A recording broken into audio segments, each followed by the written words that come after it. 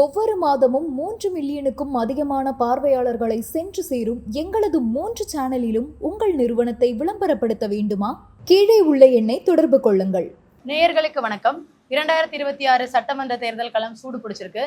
இன்னைக்கு நம்மளோட political expo நேர்காணல்ல இணைஞ்சிருக்கிறது மயிலாப்பூரோட தற்போதைய சட்டமன்ற உறுப்பினர் மற்றும் திமுக சார்பில் களமிறங்கி இருக்கிற வேட்பாளர் தா வேலு அவர்கள். இதுவரைக்கும் மயிலாப்பூரில் நடந்திருக்க மாற்றங்கள், இனி வரப்போற தேர்தலில் அவங்க கொடுக்க போற வாக்குறுதிகள் பத்தி விரிவா பேசலாம்.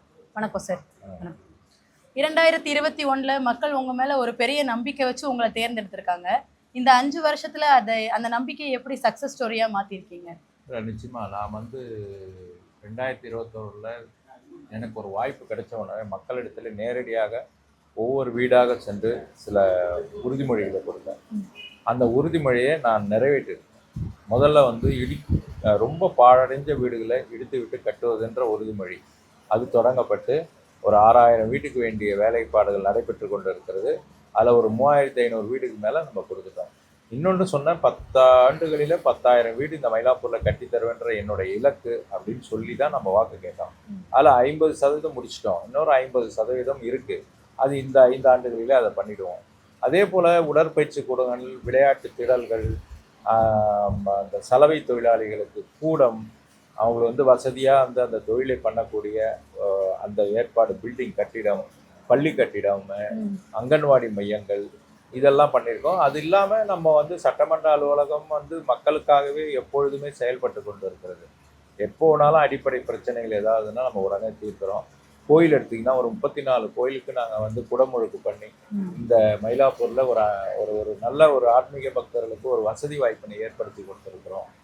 இது மாதிரி நிறைய விஷயங்கள் செய்து நான் புக்காகவே போட்டு எலெக்ஷனுக்கு முன்னாடி நன்றி தெரிவித்து கொடுத்துட்டேன். 5 ஆண்டுகளில் எனக்கு வாக்களித்ததுக்கு நன்றி, அதனால் எனக்கு இந்த வாய்ப்பு கிடைச்சிது, இதில் நான் இதெல்லாம் பண்ணியிருக்கேன் அப்படின்னு ஒரு புத்தக வடிவில் நான் பிரிண்ட் பண்ணி கொடுத்துட்டேன் எலெக்ஷனுக்கு முன்னாடியே. அதனால் இப்போ என்னென்னா, நான் மக்களிடத்தில் போகும்பொழுது ஒரு மிகப்பெரிய எழுச்சி, மகிழ்ச்சி காணப்படும், உற்சாக வரவேற்பு அளிக்கிறாங்க. இது எங்களுக்கு ஒரு பெரிய நம்பிக்கையை கொடுத்துருக்குது. மயிலாப்பூர் தமிழகத்தோட கலாச்சார இதயமா இருக்கு. அந்த கலாச்சாரத்துல எந்தவித சிதைவும் ஏற்படாம மயிலாப்பூரை நவீனமயமா மாத்துறதுல உங்களோட பங்கு எப்படி இருந்திருக்கு சார்? என்னன்னா, இங்க கோயில்கள் அதிகமா இருக்கு. அந்த கோயில் அதிகமா இருக்கும்போது இந்த கோயிலை சுத்தப்படுத்தினாலே சுத்தி இருக்கிற இடம்லாம் சுத்தமாயிடும். அப்படிதான் நாங்கள் எல்லாம் வந்தவுடன் நான் கடந்த 2021 எலெக்ஷன்ல மக்களை சந்திக்கும் போது ஒரு ஆன்மீக பூமியாக இது இருக்கிறது. ஏன்னா பெரிய கோயில்கள் நகரம் காஞ்சிபுரம்னா, சிறிய கோயில் நகரம் என்னை பொறுத்தவரை மயிலாப்பூர். ஒரே ஒரு ஊரில் ஒரு 34 கோயில்களுக்கு குடமுழுக்கு பண்ணிட்டு இன்னும் குடமுழுக்கு நடந்துருக்குதுன்னா அப்போ எவ்வளோ கோயில்கள் இருக்கும் பாருங்க. ஆகவே இந்த இடத்துல அந்த அளவு நம்ம சுத்தம், அந்த கோயில்கள்லாம் குளத்தெல்லாம் தூர்வாரி நீ பாருங்க, தண்ணி கடந்த ஆட்சியெல்லாம் தண்ணியே இல்லை, இந்த நேரத்திலலாம் சுத்தமாக இல்லை. வந்த பிறகு ஆய்வு பண்ணி எதனால் தண்ணி இல்லை, ஏன் தண்ணி நிற்க மாட்டோம், எல்லாத்தையும் ஆய்வு பண்ணி இன்றைக்கி அந்த நிலையம் எல்லா கோயில் குளங்கள்லையும் தண்ணி இருக்குது. ஸோ இப்படி பார்த்து எல்லாருக்குமே, இப்போ சர்ச்சு பார்த்துங்க, முஸ்லீம்ஸ் தர்கா எடுத்துங்க, எல்லாமே அதை சுற்றியுள்ள பகுதியை மேம்படுத்தியிருக்கோம். அது இன்னும் இந்த அடுத்த 5 ஆண்டுகளிலே மிகப்பெரிய அளவிலே நாங்கள் மேம்படுத்தி ஒரு ஆன்மீக சுற்றுலாத்தலமாக கூட இது மாறுவதற்கான வாய்ப்புகளே நான் நிறைய ஏற்படுத்தி தரப்போகிறேன். சுற்றுலாத்துறையோடு இணைந்து இது மாதிரி இந்த கோயில் மயிலாப்பூரில் ஒரு நாள் சுற்றுலா, அனைத்து பிரதான கோயில்கள், சர்ச்சுகள், மசூதிகள் இதெல்லாம் பார்க்குற அளவுக்கு ஒரு ஏற்பாடு சுற்றுலாத்துறையும் இணைந்து செய்வதற்கான ஏற்பாடு பண்ணியிருக்காங்க. இன்னொன்று மேஜர் பிரச்சனை மயிலாப்பூரில் இன்றைக்கும் இருக்குது, என்ன போக்குவரத்து பிரச்சனை. அந்த போக்குவரத்து பிரச்சனை நம்ம தீர்க்கணும்னு சொன்னால் ஒரே ஒரு வழி தான் இருக்குது, மெட்ரோ ட்ரெயின் ஒர்க்கு முடியணும். இந்த மெட்ரோ ட்ரெயின் ஒர்க் எப்படின்னா, உங்களுக்கு மயிலாப்பூர்ன்றது ஒரு 3 to 4 கிலோமீட்டர் சரௌண்டிங்ஸ் தான் மயிலாப்பூரோட கான்ஸ்டுவன்சி. அந்த கான்ஸ்டுவன்சியில் எங்கே பார்த்தாலும் மெட்ரோ ட்ரெயின், இங்கே லஸ் எடுத்துங்க, மந்தவெளி எடுத்துங்க, சாந்தோமு, கச்சேரி ரோடு, இந்த சைடு நந்தனம், தேனாம்பேட்டை, ஆழ்வார்பேட்டை, இது மாதிரி சுற்றி சுற்றி நடக்கிறதுனால மக்கள் ஒரு ஒரு போயிட்டு வரணும்னா ரொம்ப சிரமப்படுறாங்க. இதில் குறிப்பாக என்ன சொல்லணும்னா, இந்த மயிலாப்பூர் இந்த சின்ன சரௌண்டிங்ஸில் நிறைய கோயில், நிறைய ஸ்கூல்ஸு, 40க்கும் மேற்பட்ட ஸ்கூல்ஸ் இருக்குங்க. அப்புறம் பார்த்தீங்கன்னா வேலைக்கு போகிறவங்க, இவங்க எல்லாமே மார்னிங் ஒட்டுமொத்தமாக வெளியில் வராங்க. அப்போ வெளியில் வரும்போது இருக்கிற வழி எப்படி இருக்குதுன்னா, உங்களுக்கு ஒரு இடத்துக்கு போனோன்னா சுற்றிட்டு போகணும். இப்போ ஒரு 10 மீட்டர், ஒரு 50 மீட்டரில் ஒரு இடம் இருக்குது அப்படின்னா நம்ம ஒரு 1 கிலோமீட்டர் சுற்றிட்டு வர வேண்டிய சூழ்நிலைகள் இன்றைக்கி இருக்குது. அதனால மக்களுக்கு நம்ம வந்து போலீஸை வச்சு ஏதாவது ஒரு ரூட் பண்ணி கொடுத்தா கூட மக்களுடைய மனநிலை என்ன நினைக்கிறாங்கன்னா ஒரு சீக்கிரம் போயிடணும். அதுதான் எல்லாருடைய மனநிலை. அதாவது குறை சொல்ல முடியாது மக்களை. இப்போ காலைல ஸ்கூல் கிளம்புறாங்க, 8:15 கிளம்ப வேண்டியது வந்து ஒரு கொஞ்சம் தள்ளி கிளம்புறாங்கன்னா அவங்களுக்கு என்ன ஷார்ட் ரூட்ல போகலாம் அப்படின்னு. அப்போ ஷார்ட் ரூட் எல்லாருமே அதை நோக்கி போகிறதுனால ஒரு சின்ன ரோட்ல டிராஃபிக் ஜாம் ஆகுது. ஸோ இந்த சூழ்நிலை மாற்றணும் அப்படின்னா மெயின் வந்து மெட்ரோ ட்ரெயின் வேலையை நாங்கள் முடிச்சு ஆகணுன்ற சூழ்நிலையில் இருக்கிறோம்.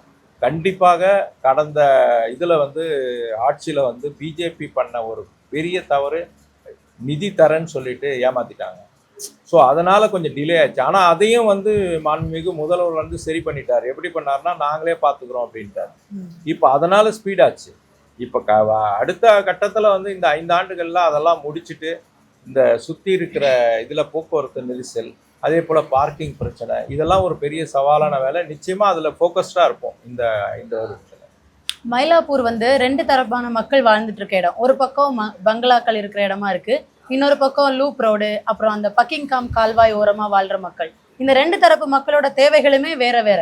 ஒரு சட்டமன்ற தொகுதி வேட்பாளரா இந்த 2 தரப்பின் மக்களோட தேவைகளையும் ஒரே நேர்கோட்டில் உங்களால திருப்திப்படுத்த முடிஞ்சிருக்கா? இல்லை, அதாவது அது வந்து ரொம்ப கடினம். என்னன்னா ஒரு டென்சிட்டி ஆஃப் பாப்புலேஷன் வந்து வறுமை கோட்டு கீழே இருக்கிறவங்களுக்கு தான் அதிகம். இவர்களுக்கு வந்து இப்போ டென்சிட்டி ஆஃப் பாப்புலேஷன் ரொம்ப கம்மி, லேண்ட் ஏரியா பெருசு. அப்போ இவர்களுக்கு சால்வ் பண்ணுறது ஒரு அடிப்படை பிரச்சனை ஈஸி. ஆனால் அவங்களுக்கு வந்து எப்படி இருக்குன்னா ஒரு 10 பேர் வாழ்கின்ற இடத்துல வந்து அவங்க வந்து ஒரு 100 பேர் இருப்பாங்க. காரணம் அவங்களுடைய வறுமை கோட்டு, அவங்க சின்ன சின்ன குடிசைகளாக வாழலாம். அதனால தான் இப்போ நாங்கள் என்ன முடிவு பண்ணிக்கிறோம், எல்லாருக்குமே ஒரு வீடை கட்டி கொடுத்துட்டா, ஒரு அடுக்குமாடி குடியிருப்பு கொடுத்துட்டா இந்த பிரச்சனைலாம் சால்வ் ஆகிடும். இதெல்லாம் வந்து நீங்கள் ட்ரைனேஜ் சிஸ்டம்லாம் பார்த்தீங்கன்னா வெரி ஓல்டு. அப்போது அவங்க அப்போ போடும்போது ஒரு 5 பேருக்கு போட்டிருப்பாங்க, 10 பேர் போட்டிருப்பாங்க. இன்றைக்கி 500 பேர் இருக்காங்க. ஸோ அப்போ ட்ரைனேஜ் கனெக்ஷன்லாம் வந்து டோட்டலாகவே கன்வெர்ட் பண்ணோம் அப்படின்னா அவர்களுக்கு ஒரு மாற்று இடம், நல்ல ஒரு வசதியான வாய்ப்பு இடம். அதனால தான் மயிலாப்பூரில் உள்ள மக்களுக்கு மயிலாப்பூர்லேயே இடத்த தேர்வு செய்து அவங்களுக்கு ஒரு அடுக்குமாடி குடியிருப்பு கொடுத்துட்டுனா இந்த பிரச்சனைலாம் ஈஸியாக சால்வ் ஆகிடும். இருந்தாலும் அடிப்படை பிரச்சனையை முக்கியமாக எடுத்துக்கொண்டு அந்த ஏழை மக்களுக்கு என்ன வேண்டுமோ நாங்கள் செய்து கொண்டு வருகிறோம். இப்போ வந்துட்டு லூப் ரோடு மீனவர்களுக்கு வந்து அங்காடிகள் அமைச்சு கொடுத்துருக்கீங்க, அதுக்கு நல்ல வரவேற்பு இருக்குது சார். ஆனால் மீனவர்களோட அடிப்படை வாழ்வாதார உரிமை பாதிக்காம அவங்கள மொத்தமாக அந்த இடத்துக்கு மாற்றி எடுத்துகிட்டு போகிறதுக்கான அவங்களோட திட்டம் என்ன சார்? மொத்தமாக அதாவது அது வந்து பூர்வ குடிகள், அவங்க வந்து அங்கேயே அதான் தொழில் வாழ்வாதாரமே அது. அதில் போய் அவங்கள வந்து நசுக்கிலாம் பண்ண முடியாது. அவர்களுக்கு என்ன தேவையோ அதில் மூலிமா அவங்க வாழ்வாதாரம் பாதிக்காமல் நம்ம டெவலப் பண்ண முடியுமா? இப்போ நம்ம நினச்சதை என்ன பண்ணோம், மண்ணில் உட்காடுறாங்க, வெயிலில் அடிக்குது. இப்போ இந்த வெயிலில் மீன் விற்றுந்தாங்க ஒரு காலத்தில், இப்போது நம்ம மீன் அங்காடியில் விற்கிறாங்க. சில பேர் வந்து அங்கே வந்து அரசியலாக்கி அதை வந்து திமுக கட்டினது, அதனால் நம்ம இங்கே வந்து இது பண்ணக்கூடாதுன்னு மண்ணில் போய் உட்காடுறாங்க. சரி, அதை பற்றி நாங்கள் யாருமே அதை வந்து கண்டுக்கல. ஏன் அப்படின்னா அவங்க வாழ்வாதாரம் பாதிக்குதுன்னு சொல்லும் போது நம்ம அதை போய் அரசியலாக்கவும் விரும்பலை. விருப்பம் உள்ளவர்கள் அங்கே இருக்கிறாங்க, விருப்பம் இல்லாதவங்க இங்கே இருக்காங்க. அதனால் அதை வந்து இன்னும் கொஞ்சம் அவங்ககிட்ட பேசி கன்வின்ஸ் பண்ணி, ஒன்று உங்களுக்கு என்ன வசதி இல்லை அதை நீங்கள் சொன்னீங்கன்னா அதை நாங்கள் மேம்படுத்தி தரோம் அங்காடியிலன்னு சொல்லியிருக்கோம். நிச்சயமாக அவங்களுடைய விருப்பத்துக்கு மாறாக எதுவுமே அந்த பகுதியில் நடக்காது. இப்போ வந்து அவங்க மீனவர்கள் கேட்ட மாதிரி அந்த ரோடுக்கு பேரே சிந்தனை சிற்பி சிங்காரவேலர் சாலைன்னு சொல்லி முதல்வர் அவர்கள் பேர் வச்சுருக்காரு. இப்போ அந்த ரோட்டில் போயிட்டு நாங்கள் போயிட்டு கமர்ஷியல் என்ன பண்ண முடியும், பண்ணுறதுக்கு தலைவர் அனுமதிக்கவே மாட்டார். ஏன்னு சொன்னால் ஒரு ஜெயலலிதா காலத்திலேயே அதை எல்லாரையும் அப்புறப்படுத்தி வேற ஒரு இடத்துக்கு மாற்றி ஒரு மிகப்பெரிய 5 ஸ்டார் ஹோட்டலே கமர்ஷியல் பண்ணணும்னு நினச்சாங்க. அப்போ போராட்டம் பண்ணது திமுக தான். ஆக அப்படி இருக்கும்போது மீனவர்களுக்கு எந்த ஒரு பாதிப்பும் நம்முடைய திராவிட மாடல் ஆட்சியிலே வரவே வராது. குறிப்பாக இந்த நொச்சிக்குப்பம் முதல் பட்டினம்பாக்கம் சீனிவாசபுரம் வரையும் அங்கே வாழ்கின்ற மக்கள் அங்கேயே வீடு கட்டி குடியேறும் அளவிற்கு நாங்கள் திட்டம் போட்டு நிறைவேற்றுவோம். இன்னொரு முக்கியமான விஷயம் இருக்குது சார். எதிர்கட்சிகள் வந்து உங்களுக்கு எதிராக ரொம்ப பலமான வேட்பாளர்கள், அதாவது ஜாதி ரீதியாகவும் சரி மத ரீதியாகவும் சரி பலமான வேட்பாளர்களை இறக்கியிருக்காங்க. இந்த நிலைமையிலையும் மயிலாப்பூர் மக்கள் உங்கள் பக்கம் நிற்பாங்கன்ற நம்பிக்கை உங்களுக்கு எதனால வருது சார்? மக்களுக்கு சேவை செய்திருக்கிறோம். நான் இங்கே படித்தது, இங்கே பிறந்தது, இங்கே படித்தது இங்கே, மக்களோட மக்களாக ஒரு 30 வருஷம் பார்ட்டியில் இருக்கேன். நான் திராவிட முன்னேற்ற கழகத்தில் மக்களோட மக்களாக எந்த ஒரு நிகழ்ச்சிகள் எதுவாக இருந்தாலும் நான் முன்னாடி போய் நிற்பேன் அந்த குடும்பத்தில். அந்த இப்போவும் குடும்பத்தில் ஒருத்தராக தான் என்னை பார்ப்பாங்க. நான் இன்றைக்கி பிரச்சாரம் போனேன்னா ஏதோ புது ஆள் போகிற மாதிரி கிடையாது. நாங்கள் போகிற இடத்துல மக்கள் வந்து தெரிஞ்சவர், இவருக்கு நம்ம வாக்களிக்கலாம் என்ற ஒரு உற்சாகத்தோடு தான் எங்களை வரவேற்கிறாங்க. எங்களுக்கு போகும்போதே தெரிஞ்சிடும், நான் இத்தனை வருஷம் எவ்வளோ எலெக்ஷன் சந்திச்சிட்டேன், பணியாற்றி இருக்கிறேன். அப்போல்லாம் வந்து மக்களுடைய ரியாக்ஷன் ஒன்று இருக்கும் இல்லையா, அந்த ரியாக்ஷன் இப்போலாம் மாறிடுச்சு. நம்ம மாண்புமிகு தமிழக முதல்வர் மேலே ஒரு மிகப்பெரிய மரியாதையை வச்சுருக்காங்க மயிலாப்பூர் மக்கள். இன்னொன்று, மயிலாப்பூர் மக்கள் வந்து படித்தவங்க நிறைய. இங்கே வந்து இந்த கட்சிக்கு போடணும் அந்த கட்சிக்கு போடணும்லாம் டிசைடிங் எப்படி பண்ணுவாங்கன்னா, யார் வந்தால் பண்ணுவாங்க. இன்றைக்கி தமிழக முதல்வர் மேலே ஒரு மிகப்பெரிய ஒரு நல்ல நம்பிக்கையும் அவருக்கு ஒரு நல்ல பேரம் இருக்குது. அதற்கு பிறகு நான் லோக்கலில் என்ன பண்ணேன்னு பார்க்குறாங்க. இப்போ லோக்கலில் வந்து இவர் வந்தாருன்னா என்ன பண்ணுவார் அப்படின்னா, நான் 5 வருஷத்தில் பண்ணி காமிச்சிருக்கேன். நான் 2021 பிரச்சாரம் போகும்போது ஒருத்தர்கிட்ட சொன்னேன், 20 வருஷம் நீங்கள் சட்டமன்ற உறுப்பினரை பார்த்துருப்பீங்க, ஆனால் அவங்க வருவாங்க போவாங்க, நான் வந்து திரும்ப உங்ககிட்ட வருவேன்.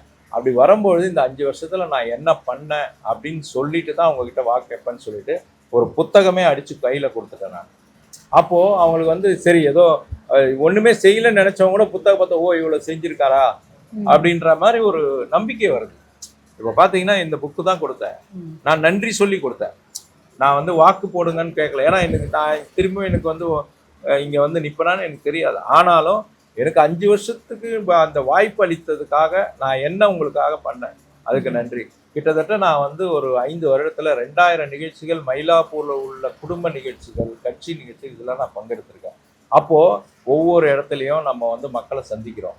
அவங்க வீட்டு நிகழ்ச்சிகள் போகிறோம், துக்க நிகழ்ச்சிகள் போகிறோம், சுப நிகழ்ச்சிகள் போகிறோம், திருமண விழாக்கள் போகிறோம். இப்படி நிறைய விழாக்கள் போய் மக்களோட மக்களாக பயணித்து நம்ம உங்களில் ஒருவன் என்பதை நாங்கள் நிரூபித்திருக்கிறோம்.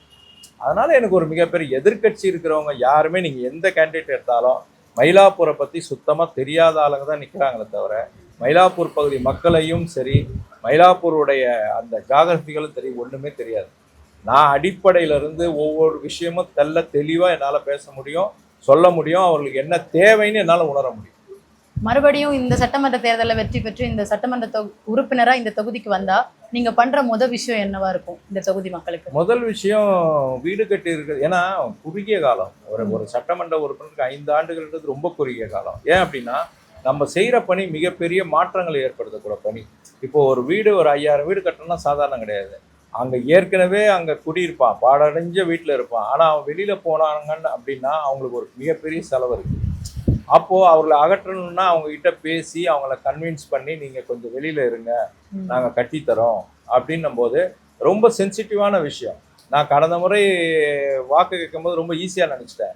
அதில் என்னென்னா, ஒரு 500 குடும்பம் இருக்குன்னா 300 பேர் காலி பண்ணிடுறாங்க, 200 பேர் இருக்கிறாங்க, அவங்க லேட் பண்ணுறாங்க. அதனால் என்ன ஆகும், திட்டம் லேட் ஆகுது. ஸோ இதெல்லாம் புரிஞ்சுக்கிட்டு இந்த வாட்டி ரொம்ப தெளிவாக அதில் வந்து அந்த வீடு கட்டும் பணியை ரொம்ப பர்ஃபெக்டாக பண்ணால் மட்டும்தான் இதை சக்ஸஸ் பண்ண முடியும். அது வந்து இந்த 5 வருஷத்தில் என்னால் உணர்ந்த முடிஞ்சுது. இதை வந்து நம்ம சரியாக செய்வோம். இறுதியாக உங்கள் தொகுதி மக்களுக்கு நீங்கள் என்ன சொல்ல விரும்புகிறீங்க சார்? தொகுதி மக்களுக்கு, உங்களில் ஒருவனாக, உங்களோடு உங்கள் குடும்பத்தில் ஒருவனாக இந்த மண்ணிலே பிறந்து இந்த மண்ணிலே வளர்ந்து ஒவ்வொருவரையும் உணர்வுகளையும் அவருடைய அடிப்படை தேவைகளும் புரிந்தவன் நான். ஆகவே இந்த கடந்த 2024 வாய்ப்பு கொடுத்ததற்கு என்ன என்று நான் நிரூபித்திருக்கிறேன். ஒரு விஷயம் என்னால் மாற்றம் ஏற்படுத்தி இருக்கிறேன் என்ற நம்பிக்கை எனக்கு இருக்குது. ஏனென்று சொன்னால், கடந்த 20 ஆண்டுகளிலே இல்லாத ஒரு சட்டமன்ற உறுப்பினர் செய்யாததை நான் செய்தேன் என்று சொல்லி ஒரு புத்தகமாக வெளியிட்டிருக்கிறேன். நிச்சயமாக அதில் என்னென்ன செய்திருக்கேன்னு உங்களுக்கே தெரியும். அதை நான் நேரடியாகவும் சொல்லி கொண்டு வருகிறேன். ஆகவே இந்த முறையும் எனக்கு ஒரு வாய்ப்பினை ஏற்படுத்தி உதயசூரியன் சின்னத்திலே வாக்களித்தீர்கள் என்று சொன்னால், கடந்த 5 ஆண்டை விட இன்னும் இந்த மயிலை தொகுதியை நல்ல ஒரு ஆன்மீக பூமியமாக மட்டுமல்லாமல் ஒரு இன்ஃப்ராஸ்ட்ரக்சர்ஸ் டெவலப்மெண்ட்டு, அடிப்படை தேவைகள், இதையெல்லாம் கண்காணித்து நான் செய்வேன் என்பதை உறுதியளிக்கிறேன். ஆகவே தொகுதி மக்களாகிய உங்களுக்கு வருகின்ற 23ஆம் தேதி உதயசூரியன் சின்னத்திலே வாக்களித்து மீண்டும் திராவிட மாடல் ஆட்சியை அமர வைத்து எனக்கு ஒரு வெற்றியை தாருங்கள் என்று சொல்லி விடைபெறுகிறேன். நன்றி, வணக்கம். லூப் ரோடு மீனவர்களோட பிரச்சனைக்கும் மக்களோட கேள்விகளுக்கும் ரொம்ப தெளிவாக பதில் சொல்லியிருக்கீங்க.